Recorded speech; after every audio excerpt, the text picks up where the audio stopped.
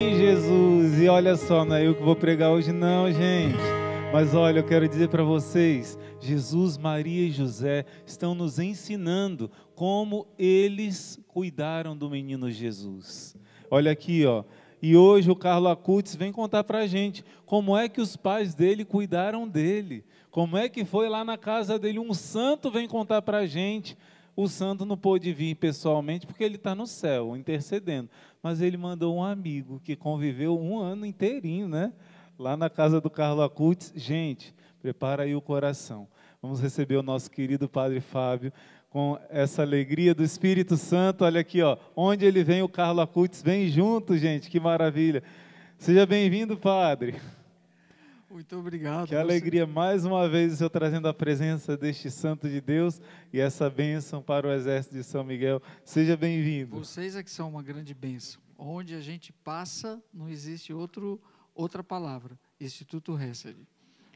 Toda a minha diocese de Corumbá agora, com certeza está todo mundo ligado, tá? Porque vocês estão fazendo um trabalho belíssimo de evangelização.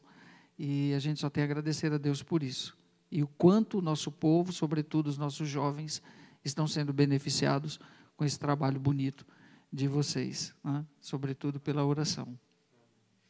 E estamos aqui mais uma vez, é uma honra e um prazer imenso poder partilhar e conversar, né, com vocês um pouquinho daquilo que não só eu vivi na experiência, mas, sobretudo, dos anseios que os nossos tempos de hoje exigem para evangelização.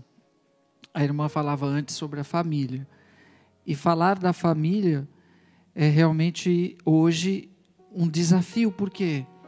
Porque cada dia que passa, a família está sendo destruída.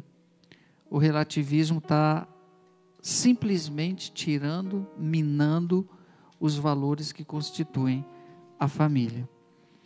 Aí o irmão me perguntava e me falava, né? A família do Carlo. A família do Carlo que gera um santo. O que ela tem de extraordinária? Eu posso dizer que o que ela tem de extraordinária, eu que convivi ali no dia a dia, o que ela tem de extraordinária é a graça de Deus que o próprio Carlo suscitou no coração dos seus pais. Aí eu quero falar um pouco do perfil do pai, da mãe, das crianças, né, dos irmãozinhos do Carlo. E hoje, o que eu posso dizer para você, pai, mãe, que estão aqui nos acompanhando nesse momento, para as nossas famílias, como também viver ou tentar entrar nessa caminhada de santidade. O pai do Carlos chama-se André.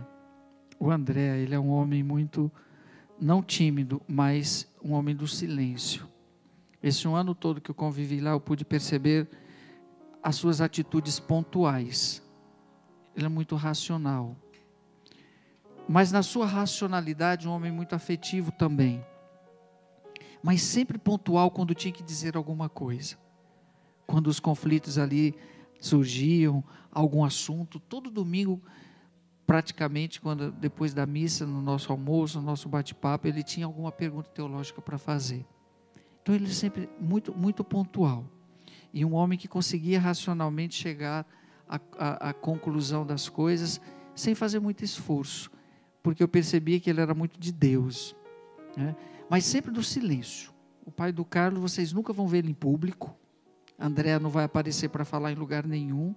O André não vai aparecer para dar nem testemunho do Carlos. Das poucas vezes que ele surgiu em público, foi na época da beatificação, quando ele falou do próprio filho. E eu guardo até hoje, até naquele dia eu fui para lá para ouvir o pai do Carlos falando, que eu queria ver ele falando em público. E uma das coisas que mais me marcou foi quando ele disse assim: o meu filho não era uma pessoa ambígua. Carlos não era ambíguo. Carlos sabia o que queria. E tudo que fazia bem feito. Aquilo me marcou muito. Esse é o André, o pai, muito família, muito, ele não faz nada. Está sempre ali cuidando dos filhos, dos gêmeos, né, de tudo que está em torno deles. Né? É uma personalidade de um homem racional, recatado, do silêncio, eu até chamava ele de monge. Mas na hora que ele tinha que entrar em cena, ele entrava em cena para dizer as coisas que tinham que serem ditas. Dona Antônia, mãe do Carlo, o mundo conhece. O mundo conhece a mama do Carlo, a italiana expansiva, que chega chegando. Dona Antônia não tem timidez nenhuma, não tem timidez nenhuma. E quando fala a palavra Carlo, ela vibra, ela transborda. Por quê? Eu fui entender isso na convivência com eles. Dona Antônia foi a mais beneficiada com a santidade do filho. Porque eu acho que foi quem Carlo mais provocou, foi a própria mãe. Principalmente com perguntas teológicas, porque Carlo aos 7 anos já sabia de toda a doutrina da igreja, então ele perguntava para a mãe certas coisas que ela não sabia responder, e Dona Antônia depois se obrigou a estudar teologia, né? Hoje é uma excelente teóloga, mas de uma generosidade. Gente, vocês não têm noção o que é conviver com a Dona Antônia. Primeiro, ela é cômica, você dá risada o tempo todo, né? O tempo todo com a mãe do Carlo. Ela é de uma alegria muito profunda. É como a gente chega aqui no Instituto Hesed e encontra a irmã Chiara dando a risada para acolher a gente, né? Então é assim a Dona Antônia quando a gente chega na casa dela. Ela simplesmente sorri, né? E quando chega um padre, aí pronto, né? Lembro-me das comidas que ela fazia especiais para mim, que causou ciúmes até no André. Mas como? Vou trazer o padre Fábio para morar aqui a vida toda, porque todo dia tem uma comida diferente. Ela, mas André é um sacerdote, né? Tem que tratar bem. Não porque as pessoas pensam que o padre tem que comer muito, não é por isso. É porque ela era muito carinhosa. É uma mulher generosa. Eu sintetizo Dona Antônia como uma mulher que transborda de generosidade. E desse casal nasce quem? Carlo Acutis, que até aos 15 anos de idade mostrou e nos deixou esse legado da própria vida, que transformou a própria mãe, o próprio pai, a própria família. Onde eu passo, eu sempre digo, Carlo é o santo que fez milagre em casa, porque tem um ditado que diz que santo de casa não faz milagre, mas o Carlo fez milagre em casa. Só que Carlo morre, né? E depois de 4 anos acontece um grande milagre, que ela considera milagre, que foi a sua gravidez aos 43 anos de idade, que ela não podia nem ter mais filhos. E nascem os gêmeos, Francesca e Michele, Francisca e Miguel. Miguel, porque Carlo era devotíssimo de São Miguel, e ela colocou o nome do filho de Miguel, e a Francisca. E como que é a educação dessas duas crianças que hoje têm 11 anos de idade, agora em agosto farão 12 anos. Gente, eu quero me reportar um pouquinho a um traço importante dentro do processo educativo, pedagógico de uma criança. Nós bem sabemos, e até a psicologia nos diz isso, que tudo que nós iremos ser em termos de personalidade, de caráter, é compactado na formação até os 7 anos de idade. O nosso alicerce, ele é feito até os 7 anos. Então, tudo que até os 7 anos você viver, você absorver, lógico, nós não podemos nem absolutizar tanto isso, mas a regra diz que até os 7 anos, tudo que você absorver, tudo que você viver no seio familiar, tudo que você teve, seja de trauma, seja de frustrações, seja de alegria, isso vai ser a formação do que você virá a ser como gente, como pessoa e etc. Aí você imagina aí, pelo Brasil, pelo mundo afora, quantas crianças, ao invés de serem formadas, são deformadas. Então, o conteúdo da personalidade, seja ela em todas as dimensões, espiritual, racional, ela vai se constituir ali. Ela vai se constituir ali. Então, as carências, os vazios, as lacunas que são abertas nessa fase, elas vão gritar lá na frente. Pode ter certeza. Aí muitos pais depois não entendem, quando o filho chega na adolescência, por que ele fica tão rebelde, por que ele está agindo assim. Aí acontecem os conflitos, as fugas, as buscas e uma série de coisas. E o que eu posso dizer da família do Carlo com relação aos gêmeos? Eu conheci eles desde os 3 anos de idade. E hoje, conhecendo eles, convivi com eles com os 10 anos de idade, como esse alicerce foi bem feito. Bem feito e constituído em todas as suas dimensões ali. Não que eles são perfeitos, não são perfeitos. Não existe ninguém perfeito, como a irmã falava. Mas nós tendemos à perfeição também, isso é fato. Porque a gente deseja o céu. Não é possível que não desejemos o céu, né? Pelo menos quem está aqui acompanhando a gente. Mas a gente percebe muito bem que as personalidades ali serão personalidades que não estarão vazias nem com lacunas, porque foram muito bem preenchidas, sobretudo de espiritualidade. Como é bonito ver os dois fazendo novenas quase todos os meses dos santos de devoções deles, lendo inúmeros livros da vida dos santos. Ou seja, por si só, já não precisa mais o pai, Dona Antônia e o André dizer: Michele, leia esse livro. Não, porque na base eles deram, e agora eles caminham com as próprias pernas, porque aquilo faz parte, e é parte integral da vida deles hoje. Então é muito bonito ver tudo isso. Ou seja, muitas das deficiências que hoje nós encontramos nos jovens, foi porque lá atrás não foi dado a eles. Não foi dado a eles. Sabe uma das coisas que mais me entristece, isso como pároco, eu vejo muito, é quando os pais levam seus filhos para a catequese, deixam na porta da igreja e vai embora. E aparece depois só para buscar e olhe lá. E quando não, só vai aparecer no dia da primeira comunhão. E sabe quem foi os catequistas? Quem é o catequista dos gêmeos, dos irmãozinhos do Carlos? Dona Antônia, a própria mãe. Até porque a catequese, ela começa em casa. Mas como? Se hoje as nossas famílias nem sabem mais rezar. Aí tem aquela canção do Padre Zezinho que eu acho muito bonita, e eu acho que isso deveria ser uma oração. Aliás, quando eu lembro dela, eu penso sempre disso. Lembro sempre disso. Aquela canção do Padre Zezinho, muito bonita, que diz: tudo seria bem melhor se o Natal não fosse um dia, se as mães fossem Maria e se os pais fossem José, e que a gente parecesse com Jesus de Nazaré. Realmente, tudo seria bem melhor, realmente, se o Natal não fosse só um dia. Mas se as mães fossem Maria, fossem no sentido de imitar mesmo, os pais, José, e os filhos parecessem com Jesus de Nazaré.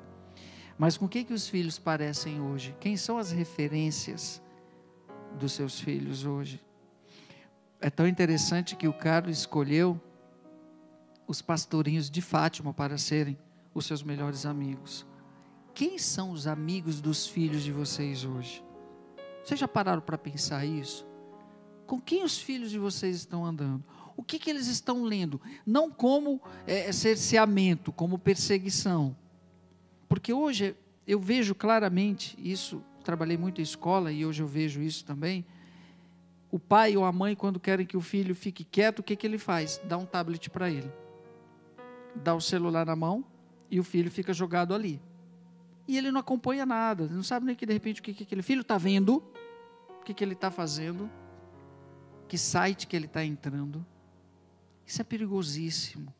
Então, essa forma meio que descomprometida, ou melhor ainda, terceirizada da educação. Pais, por favor, atentos aqui ao Padre Fábio. Não terceirizem aquilo que é de vocês. Não terceirizem. Os valores devem ser passados por vocês. Aí me perguntava também o irmão, e como fazer com os pais que se converteram bem depois, foram entender da fé bem depois e não passaram isso para os filhos, o que fazer agora? Aí eu disse, rezar em dobro, porque todas as carências e as lacunas que estão lá, e que não foram preenchidas, e que de repente foram ocupadas por outros ingredientes aí, sobretudo, na não condução das tendências, principalmente aquelas que nos levam ao mal, esse pai, essa mãe vai ter que ter um desafio em dobro. E esse filho, essa pessoa, que de repente teve essas deficiências, vai necessitar muito da graça de Deus, mas muito. Mas o primeiro passo para acolher e para mudar é tomar consciência. Que bom pai, que bom mãe, que mesmo tarde você caiu em si. O tempo não dá para voltar. Se tem uma coisa que continua do mesmo jeito, é o tempo. Ele continua passando. Por isso, tome muito cuidado com os minutos que você perde hoje. O Carlos, quando terminou a sua vida lá, ele disse o quê? Eu morro, mas eu tenho a certeza de que não desperdicei nem um minuto da minha vida com coisas que não valessem a pena. Não existe uma receita pedagógica para dizer como que o teu filho, ou como que eu devo, dentro da minha família, gerenciar a conduta ou mesmo as personalidades. Mas existem, sabe o quê? Existem métodos, existem caminhos. E existe um que é o maior de todos, o caminho que leva a Deus. Esse, pode ter certeza, não tem erros. Não tem erros. Agora, lógico, ninguém dá o que não tem. Eu preciso, primeiramente, ter alguma coisa para passar. Aí a gente lembrava também de Santa Mônica, né? A gente lembrava de Santa Mônica. E dentro desse processo de conversão, de resgate da pessoa, o melhor exemplo é Santa Mônica e Santo Agostinho, para a gente entender isso. Uma mãe que com certeza, né, corre no tempo com a oração para tentar salvar o filho que já estava num caminho que não era um dos melhores. E o próprio Santo Agostinho diz o quê? Ele diz assim, depois que ele se converte, depois que ele entende: Senhor, tarde te amei. Beleza sempre nova, sempre bela, infinita. Gente, não tem coisa mais bonita do que isso. Aí ele diz também: não há santo sem passado, e não há pecador sem futuro. Então, por não existir uma receita pronta que nós muitas vezes queremos, os pais querem, ainda mais nesse mundo de hoje relativizado como nós estamos, onde as tendências são tantas, onde as ideologias são tantas, o melhor caminho é o caminho da graça. É o caminho da graça. Agora, para que esse caminho da graça seja eficaz, o que eu preciso? De ter uma experiência profunda com Deus. Foi isso que a família do Carlos fez. Ter essa experiência profunda com Deus. Só assim, os frutos da santidade do Filho foram acontecendo no dia a dia. Falo isso com testemunho de causa, porque eu vivi, eu vi. Eu ficava, meu Deus, que coisa bonita, olha só, né? Aliás, muitos desses processos acontecem hoje. Quantos pais se converteram a partir dos filhos? Eu já vi muito isso. Eu mesmo já fiz o batismo de um jovem que era protestante, que depois casei os pais, converteu toda a família, a partir desse jovem. Então, a graça de Deus, ela vem, mas eu preciso estar com o coração aberto, gente, senão ela não vai acontecer não. O grande problema nosso é que nós muitas vezes não queremos sair da nossa zona de conforto. Nós queremos um pacote completo com tudo pronto. Não é assim que acontece. Até porque a vida é dinâmica. Agora, é uma conquista diária esse processo. Então, pais, não desistam das famílias de vocês. Para a igreja, a família vai ser sempre a célula primeira da sociedade. Então, não abram mão desse valor. Porque, de repente, nós não acolhemos, porque existem problemas, porque existem dores, sofrimentos, mas isso tudo faz parte da dinâmica da vida. A questão é que nós temos que ter maturidade para sabermos fazer os desvios e não pararmos ali. Quando Pedro viu Jesus, que pensava que era um fantasma caminhando sobre as águas, o que Jesus disse? Vem, Pedro. Aí Pedro foi. Só que chegou um momento que Pedro começou a afundar. Por quê? Teve medo. Homem de pouca fé. Daqui tua mão. Ou seja, perdeu o foco. Se eu sei onde eu quero chegar, eu não vou ter medo. Até porque o medo é a ausência da fé. Eu não posso ter medo daquilo que eu estou vislumbrando. Foi o que Carlos disse. A minha meta é o infinito. Foi o que o pai do Carlos disse. O meu filho sabia onde queria chegar e o que ele queria. Então, as tempestades, o vento, as turbulências, elas vão te ajudar. Elas não vão te atrapalhar. Você vai transformar e ressignificar tudo aquilo. Eita, padre, mas isso é difícil. Mas não é impossível. Isso que é bacana. Pode ser difícil. Mas quem disse que foi fácil? Vocês pensam que foi fácil chegar até a cruz? Não foi de jeito nenhum. Repito mais uma vez, todo mundo quer sempre uma receita pronta, empacotada de tudo para formar. Não existe. Até porque cada família é uma família, cada grupo é um grupo. Agora, existe aquilo que são valores comuns. E como dizia Carlo, existe aquilo que é essencial. O problema nosso é que nós muitas vezes nos apegamos às coisas periféricas. E esquecemos o essencial. É aí que o Carlo diz o quê? O Carlo diz assim: todos nascemos originais, mas muitos morrem fotocópias. Que pena. Quantas famílias estão virando fotocópias? Por quê? Porque permitiram serem adulteradas por ideologias, por ondas, por modismos, por vícios e, sobretudo, por conta da ausência de Deus.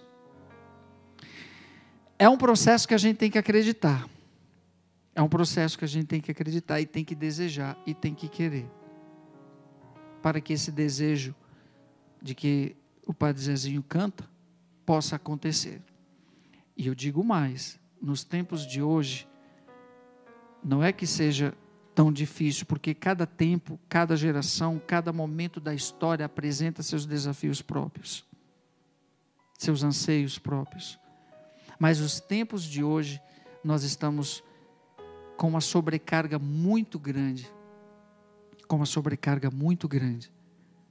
de tendências, de coisas que cada vez mais nos afastam da graça de Deus. Padre, bom, como o senhor está falando que não existe uma receita para que a gente reconstrua a família, para que a gente possa... Uma receita pronta não, mas existe uma receita a ser construída. E existem alguns elementos que nós podemos utilizar para essa receita. E eu vou dar as duas receitas máximas do católico: a Eucaristia e o Santo Terço, que era a receita básica da família do Carlo. A missa todo dia e o Santo Terço todo dia. Vocês pensam que não? Mas tem uma transformação imensa, porque a maior oração que existe é a missa. Transforma, te renova. Por quê? O que é a Eucaristia, gente? Deus quis continuar nos amando, mas nos amando de dentro para fora. Por quê? Porque a Eucaristia é alimento, é comida. O amor de Deus é assim, é de dentro, por dentro, de dentro para fora. Nós, quando escolhemos as pessoas para amar, ou o que amar, nós olhamos o externo. Que o digam os nossos jovens, que buscam um padrão estético de beleza. Se aquele rapaz é bonito, se aquela menina é bonita, aí eu vou... Nem procura saber qual é o caráter, de onde veio, o que carrega, o que traz. O Carlo conjugou muito bem as duas coisas, a beleza interna, porque a santidade é a beleza que transcende da alma. A beleza da alma é a santidade, gente, ela transborda. E a sua beleza física também, porque Carlo era muito belo. Duas coisas que se conjugaram.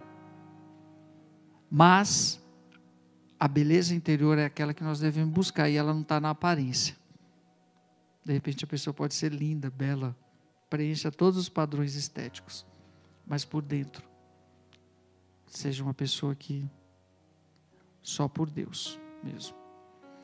Então, um dos pontos é esse, principalmente para nós católicos. Aí o que a família do Carlo apresenta de especial hoje para todos nós? Catolicidade. Catolicidade. Eu mesmo atendia confissões deles quinzenalmente, mensalmente. Os sacramentos são importantes para a nossa formação do nosso ser cristão. Então precisamos resgatar isso. Mas a gente não pode ter medo. A gente não pode ter medo como Pedro, senão vai afundar. É preciso fazer algumas renúncias em alguns momentos? Sim. Sim. Meus queridos, quero dizer mais uma coisinha para encerrar.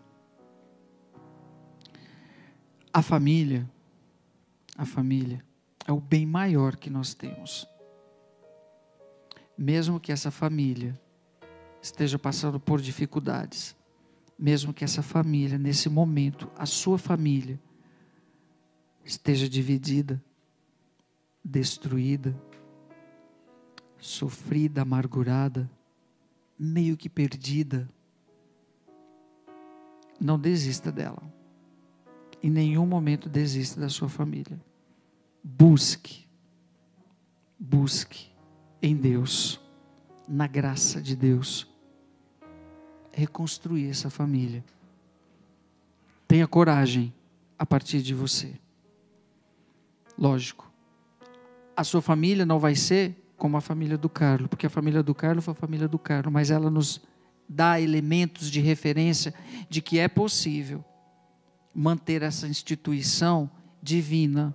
Por que divina? Porque a família é um desejo de Deus. Até Deus se dignou ter uma família. É um desejo de Deus. E por ser um desejo de Deus, estou usando a expressão desejo humana, né? Mas para dizer, Deus te constitui em família. Vamos resgatar, vamos ter coragem, não vamos ter medo. E quando surgirem aí os contratempos, reze. Faça como Santa Mônica. Busque a graça de Deus. Seja católico de verdade. Não tenha medo. Busque resgatar todos esses valores que estão sendo esvaziados pelas ideologias deste mundo de hoje. Não tenha medo. Acredite na sua família. Acredite em Deus. E viva todos os dias numa conquista diária, buscando restabelecer, resgatar e ressignificar os valores essenciais que formam o ser humano, para que isso repercuta também na sua família. E pode ter certeza que as criancinhas bem formadas e tendo como referência o equilíbrio numa família, ela vai reproduzir isso também. Ninguém dá o que não tem, né, gente? Se eu recebo, eu vou ter condições, com certeza, de também levar a tantos outros. Agradeço imensamente de ter contribuído um pouquinho com essa reflexão aqui com todos vocês. Ao Instituto Hesed, o meu agradecimento profundo, a minha oração sempre. Pode ter certeza que Carlos, como a irmã falou, já está aqui faz tempo. Cada dia mais ele vai fortalecer vocês todos nessa missão bonita. É que todo mundo aqui não está vendo, gente, mas só tem jovem aqui, viu? Ah, não, tem gente mais jovem ainda também, aqui também, né? A juventude não está somente nos anos, né? Mas está na alma, no coração. Tá bom? Obrigado para todos vocês. Deus abençoe a todos. Carlos interceda sempre por todos vocês.